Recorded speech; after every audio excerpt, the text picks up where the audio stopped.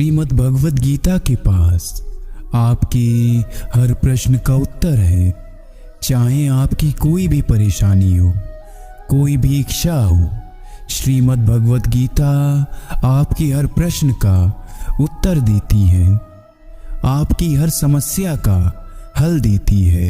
चाहे वह परेशानी आपके मन की हो या धन की हो या आपके शरीर की हो या आपके रिश्तों की हो, आपको अपनी हर समस्या का उत्तर भगवत गीता में जरूर मिलेगा। आज हम उसी श्रीमद् भगवत गीता के ऐसे 4 अनमोल उपदेश बताएंगे जो आपकी पूरी जिंदगी बदल देंगे। बस आप उन बातों को वीडियो के अंत तक ध्यान से सुनिए। जो भी व्यक्ति इस वीडियो को अंत तक सुनेगा उसे अपनी जिंदगी की हर परेशानी का हल जरूर मिलेगा। जिंदगी में जो कुछ भी चाहिए वह उसे जरूर मिलेगा। भगवत गीता का पहला उपदेश है कि जो चला गया है कभी उसका दुख मत करना, और जो आने वाला है उसकी बिल्कुल भी चिंता मत करना। जब महाभारत का युद्ध चल रहा था तब अर्जुन ने श्री कृष्ण से कहा कि अगर युद्ध हुआ तो करोड़ों लोग मारे जाएंगे। जो सैनिक और योद्धा उस युद्ध में मारे जाएंगे उनकी स्त्रियों का क्या होगा, समाज कैसे आगे बढ़ेगा। और भी बहुत सी बातें अर्जुन ने विस्तार से कही। इस पर श्री कृष्ण बोले, हे अर्जुन, तुम बड़ी बड़ी ज्ञानियों जैसी बातें करते हो, लेकिन जो सच में ज्ञानी होता है वो लोग जो मर चुके हैं, जा चुके हैं या एक दिन जाने वाले हैं, उनकी चिंता नहीं करता, उनका दुख नहीं करता। तुम्हारे हाथ में कुछ भी नहीं है, तुम चाह कर भी कंट्रोल नहीं कर सकते हो। जीवन और मरण प्रकृति की नियति है, इसलिए जो ज्ञानी होता है वह किसी के मरने पर भी नहीं रोता। ज्ञानी जन ना ही बीते हुए कल का शोक करते हैं और ना ही आने वाले कल की चिंता करते हैं। इसलिए जो होने वाला है वो होकर ही रहता है, और जो नहीं होने वाला है वो कभी नहीं होता। ऐसा निश्चय जिसको समझ में आ जाता है उसे कभी कोई चिंता नहीं सताती, कोई दुख नहीं सताता। हमारे सारे दुखों का कारण ही यही है। या तो हम जो वक्त गुजर चुका है उसे सोचकर परेशान होते हैं, या भविष्य की चिंता करके खुद को बीमार कर लेते हैं। गीता का ज्ञान हमें सिखाता है कि ना तो हम बीता हुआ कल बदल सकते हैं और ना ही आने वाले कल पर कंट्रोल कर सकते हैं। हमारे हाथ में सिर्फ वर्तमान है, आज का ही पल है। हमारा 99% तनाव और चिंताएं भूतकाल और भविष्यकाल के बारे में सोचते रहने से ही होता है। हम हमेशा उसी में जीते रहते हैं मगर वर्तमान में नहीं जीते, इस पल को कभी नहीं जीते। जब आप वर्तमान का पूरा आनंद लेना सीख जाओगे तभी आपके जीवन से तनाव खत्म होगा, चिंताएं दूर हो जाएंगी। वर्तमान में जीना ही एक बहुत बड़ी उपलब्धि है। हमारे हाथ में भी सिर्फ आज का ही पल है। हमें जो भी करना है आज ही करना है। कभी ये सोचकर समय नष्ट नहीं करना चाहिए कि अभी मेरे पास बहुत समय बचा है।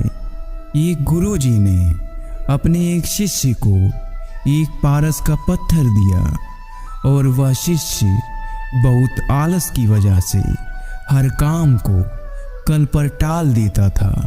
तो गुरुजी ने उससे कहा कि मैं तुम्हें पारस का एक पत्थर दे रहा हूँ। इस पत्थर से जब तुम लोहे को भी स्पर्श कराओगी तो वो लोहा स्वर्ण बन जाएगा, सोना बन जाएगा। और ये पारस पत्थर मैं तुम्हें 1 महीने के लिए दे रहा हूँ। जब 1 महीना समाप्त हो जाएगा तब ये पारस पत्थर मैं तुमसे वापस ले लूँगा। तब तक इस पत्थर को अपने पास ही रखो। गुरुजी का ये शिष्य बाजार में लोहा खरीदने के लिए गया। बाजार में उसे लोहे का रेट बहुत महंगा लगा। उसने सोचा कि लोहे का दाम और कम हो जाए। उसकी बुद्धि में ये नहीं आया कि इस लोहे को सोना बनाकर मैं बहुत अधिक धन कमा सकता हूँ। उसके मन की सुस्ती, उसके मन के आलस की वजह से उसने आज के काम को कल पर डाल दिया। ऐसा करते करते पूरा महीना समाप्त हो गया। अब गुरुजी उस शिष्य के पास आ पहुंचे और पूछा कि बताओ कितना सोना बनाया। शिष्य बोला, मैंने तो अभी सोना बनाना शुरू भी नहीं किया। फिर गुरुजी ने बोला, मुझे वह मेरा पारस पत्थर वापस चाहिए। शिष्य बोला, अभी नहीं, मुझे थोड़ा वक्त दीजिए, मैं थोड़ा सोना बनाना चाहता हूँ। गुरुजी ने कहा, ये पारस पत्थर पूरा 1 महीना तुम्हारे पास था पर तुमने कुछ नहीं किया, लेकिन अब समय समाप्त हो चुका है। ऐसे ही हमारा जीवन है, हमारी जिंदगी है और ये समय ही पारस पत्थर है। हम समय के एक एक पल से अपने जीवन को सोना बना सकते हैं, लेकिन हमें ये लगता है कि हमारे पास बहुत समय बचा है। एक दिन जिंदगी को भी जी लेंगे, एक दिन जिंदगी में खुश हो जाएंगे, लेकिन वह दिन कभी नहीं आएगा और हम जिंदगी भर भागते रहेंगे, चिंता करते रहेंगे, दुखी होते रहेंगे, लेकिन जिंदगी को जीना सब भूलते जाते हैं। इसलिए गीता का ज्ञान हमें ये सिखाता है कि आप आज में जीना सीखो, इस पल में जीना सीखो। श्रीमद् भगवद गीता का दूसरा उपदेश यही है कि कोई अगर आपका अपना है या कोई आपसे बड़ा है तो उसका अपने प्रति गलत व्यवहार कभी भी सहन नहीं करना चाहिए। ये गीता का उपदेश हमारी जिंदगी से भी जुड़ा है। हम अपने मन की अधिकतर तकलीफ़ों को ये सोचकर जिंदगी भर सहते हैं, ये तो हमारा अपना है, ये तो मेरा बड़ा है, इसको हम कैसे कुछ कह सकते हैं। हम अगर नहीं सहेंगे, कुछ कह देंगे तो हमारे रिश्ते ही खराब हो जाएंगे, हमारे रिश्ते ही समाप्त हो जाएंगे। पर सोचने की बात तो ये है कि उस व्यक्ति को आप अपना कैसे मान सकते हैं जो आपकी तकलीफ़ों की वजह हो। अपना तो वो होता है जो हमारी तकलीफ़ को दूर कर दे। गीता का यह उपदेश है कि किसी को भी अपना फ़ायदा मत उठाने दो, किसी को भी खुद पर जुल्म मत करने दो, क्योंकि आप जितना सहेंगे लोग आपको उतना ही और सहने के लिए मजबूर करेंगे। गीता का पहला अध्याय अर्जुन निषाद योग है और दूसरा अध्याय उसके आरंभ में अर्जुन ने कृष्ण के आगे अपना दुख प्रकट किया। हे केशव, मैं कौरवों से कैसे युद्ध कर सकता हूँ? ये सब तो मेरे अपने ही हैं। मैं कैसे भीष्म पितामह और द्रोणाचार्य से युद्ध करूँगा, क्योंकि वह दोनों मेरे पूजनीय हैं। इसलिए इन गुरुजनों को मारने से तो अच्छा है कि मैं भिक्षा के अन्न को खाकर अपने जीवन का गुजारा करूं। और जिन कौरवों से मैं युद्ध करने जा रहा हूं, वह धृतराष्ट्र के पुत्र मेरे भाई ही हैं, मेरे अपने ही हैं। इन सबको मारने से अच्छा है कि मैं सन्यासी बन जाऊं। श्री कृष्ण ने अर्जुन से कहा कि यहाँ कौन अपना है और कौन पराया है। जो अधर्म करता है उसके साथ युद्ध करना ही तुम्हें मोक्ष और मुक्ति देगा। तुम्हें अपने इस मन के भाव को त्यागना होगा, नहीं तो सारा जगत तुम्हारी निंदा ही करेगा, तुम्हें डरपोक ही कहेगा। बात अपने पराये की नहीं है, बात धर्म और अधर्म की है। बात सही और गलत की है। तुम गलत को सहोगे, उसका अंत नहीं करोगे तो गलत करने वाले को और बल मिलेगा, वह और भी गलत करेगा। इसलिए मन के मोह को त्याग करके तुम युद्ध करो। जब अर्जुन के पुत्र अभिमन्यु की युद्ध में मृत्यु हो जाती है तब अर्जुन बहुत दुखी होते हैं, रोने लगते हैं। वो श्री कृष्ण से कहने लगते हैं, मेरा पुत्र मर गया है, मैं ये दुख बिल्कुल भी सहन नहीं कर सकता, मैं अपने आप को समाप्त कर लूँगा। फिर भगवान श्री कृष्ण ने उन्हें आत्माओं के लोक में लेकर गए, जहाँ अभिमन्यु आनंद से बैठे हुए थे, क्योंकि उन्होंने सत्योचित व्यवहार किया था, इसलिए उन्हें उत्तम पद प्राप्त हुआ। तो अपने पुत्र को देखकर बहुत प्रसन्न हुए, उसे गले लगा लिए और कहने लगे, हे पुत्र, तुम्हारे बिना तो मैं जी ही नहीं सकता। मैंने तो अपने जीवन की आशा का ही त्याग कर दिया है। तो अभिमन्यु कहने लगी कि आप कौन हैं? अर्जुन बोले, मैं तुम्हारा पिता हूँ, तुम मेरे पुत्र हो अभिमन्यु। तो अभिमन्यु कहने लगी कि कौन पिता कौन पुत्र, मेरे हजारों जन्म हुए, किसी जन्म में आप मेरे पिता बनते हैं और किसी जन्म में मैं आपका पिता बनता हूँ। आत्मा की ना कोई माता होती है ना कोई पिता होता है। जब अर्जुन ने देखा कि मेरा पुत्र ही मुझे पहचान ही नहीं रहा है तो उसका सारा मोह खत्म हो गया।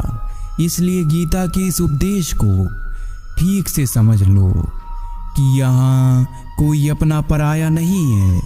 जो बुरे वक्त में तकलीफ के वक्त में साथ दे, सिर्फ वही हमारा अपना है, बाकी सब पराए हैं। गीता का तीसरा उपदेश ये है कि मौत से डरना बिल्कुल व्यर्थ है। श्री कृष्ण ने गीता में कहा है कि ये संसार मृत्युलोक है, जिसका भी जन्म हुआ है वह एक दिन जरूर मर जाएगा। जिसका आरंभ हुआ है उसका अंत अवश्य होगा। जब हम इसे रोक नहीं सकते हैं, जैसे हम रोज कपड़े बदलते हैं, वैसे ही हमारी आत्मा नया शरीर धारण करती है। मृत्यु सिर्फ इस जीवन का एक नया आरंभ है, इस जीवन का अंत नहीं है। आत्मा कभी नहीं मर सकती और ना ही इसे कोई मार सकता है, लेकिन मौत का डर मनुष्य को सबसे ज़्यादा लगा रहता है। मौत का दुख भी इंसान को सबसे ज़्यादा होता है। एक पेड़ में दो पक्षियों का एक जोड़ा रहता था। दोनों को एक दूसरे से बहुत प्रेम था। उन्होंने साथ जीने मरने की कस्में खाई थी।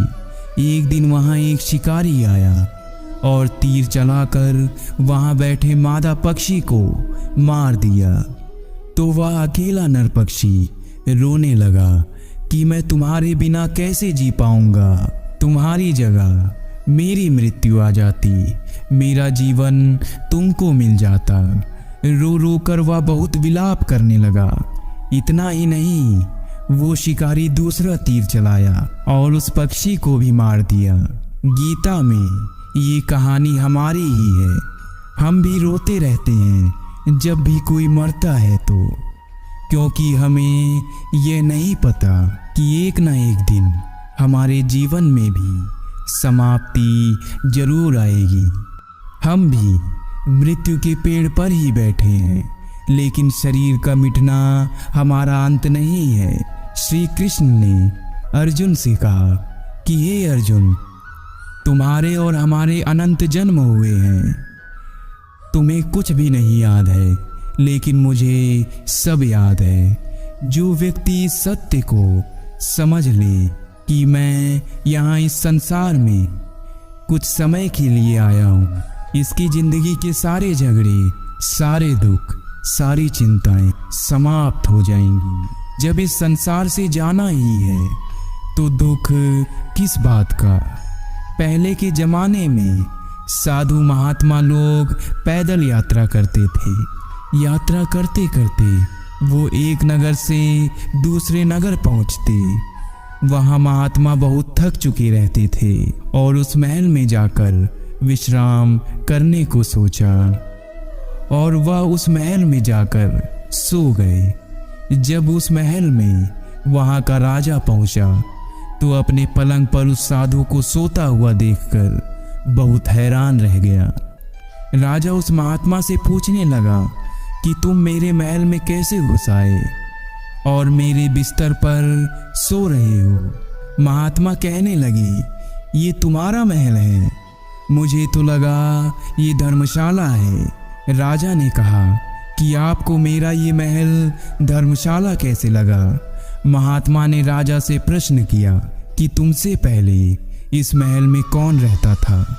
तो राजा ने बोला कि मुझसे पहले मेरे पिता यहाँ रहते थे और उससे पहले मेरे दादाजी यहाँ रहते थे। महात्मा ने सिर्फ प्रश्न किया कि क्या तुम इस महल में हमेशा रहोगे या तुम्हारे बाद कोई और रहेगा। राजा ने कहा कि मेरे बाद मेरा पुत्र इस महल में रहेगा। महात्मा ने राजा से कहा कि जिस जगह पर रहने वाले बार बार बदल जाते हैं उसे घर कैसे कह सकते हैं, वह तो धर्मशाला ही है। इसलिए तुम्हारे महल को धर्मशाला समझकर मैं इसमें रात बिताने के लिए आ गया।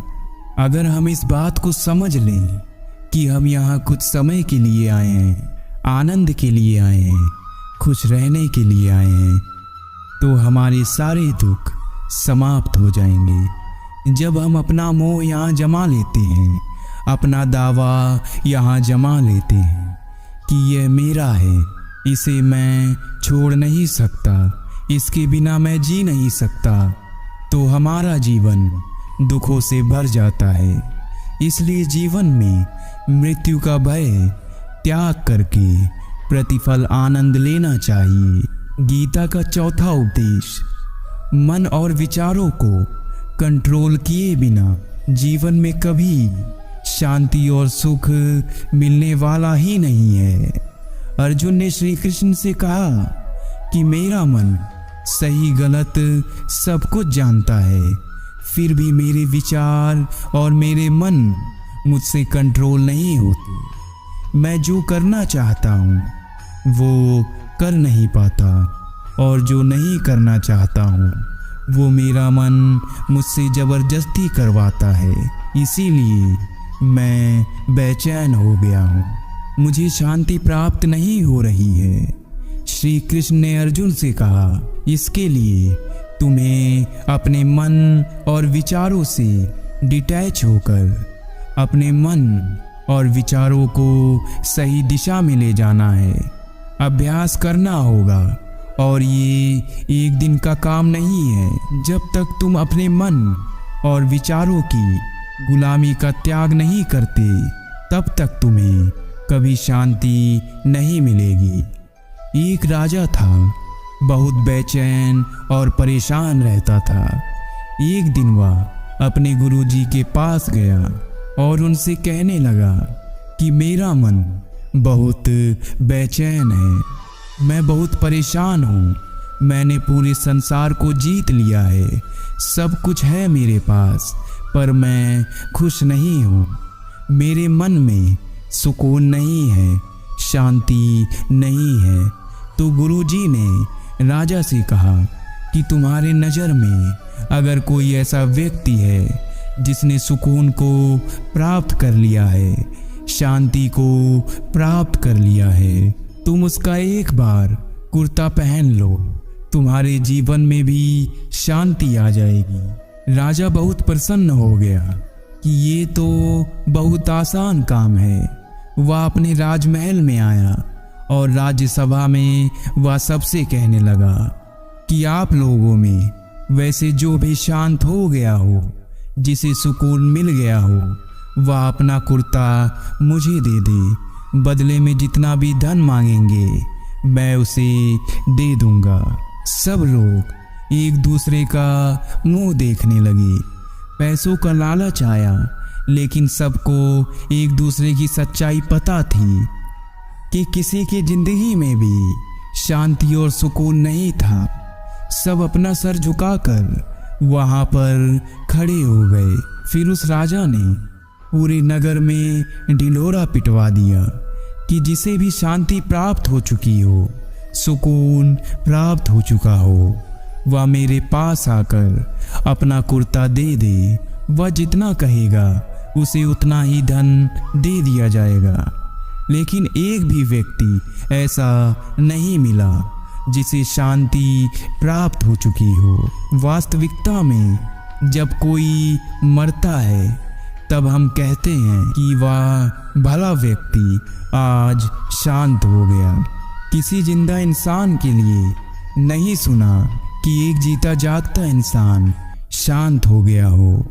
राजा के सैनिक पूरे शहर में ढूंढते फिरे। एक पेड़ के नीचे एक महात्मा तपस्या करता दिखा। उसके चेहरे पर शांति थी, सुकून था। सैनिक उस महात्मा के पास आकर पूछने लगे कि क्या आपने शांति प्राप्त कर ली है, सुकून प्राप्त कर लिया है? महात्मा ने कहा, मैं पूरी तरह से शांत हूँ। वह सैनिक उसे राजा के पास ले आए। राजा ने इस महात्मा से प्रश्न किया कि आपको शांति और सुकून प्राप्त हो चुके हैं? वह महात्मा कहने लगे, महाराज, मैं पूरी तरह से शांत हूँ। मुझे कोई चिंता नहीं है, किसी चीज की लालच नहीं है, मुझे कोई इच्छा नहीं है। राजा जी बहुत प्रसन्न हुए और आखिर में वह व्यक्ति मिल ही गया जिसे शांति प्राप्त हो चुकी है, जिसे सुकून प्राप्त हो चुका है। राजा उस महात्मा से कहने लगे, महात्मा, आप अपना कुर्ता कृपया करके मुझे दे दीजिए। बदले में आप जो मांगेंगे आपको दे दिया जाएगा। वह महात्मा कहने लगी, महाराज, सुकून और शांति तो मुझे मिल चुकी है, लेकिन क्या करूं, मेरे पास कुर्ता ही नहीं है और मैं सारी जिंदगी धन को जोड़ने में लगा रहा, लेकिन मुझे शांति नहीं मिली, सुकून नहीं मिला। क्योंकि शांति और सुकून बाहर की चीज नहीं है, हमारे भीतर की चीज है। इसलिए जब तक कोई व्यक्ति अपने मन और विचारों को कंट्रोल नहीं करता, तब तक उसके जीवन में सुकून और शांति नहीं आता। और गीता का उपदेश हमें यही सिखाता है कि शांति चाहिए तो मन को शांत करना सीखो।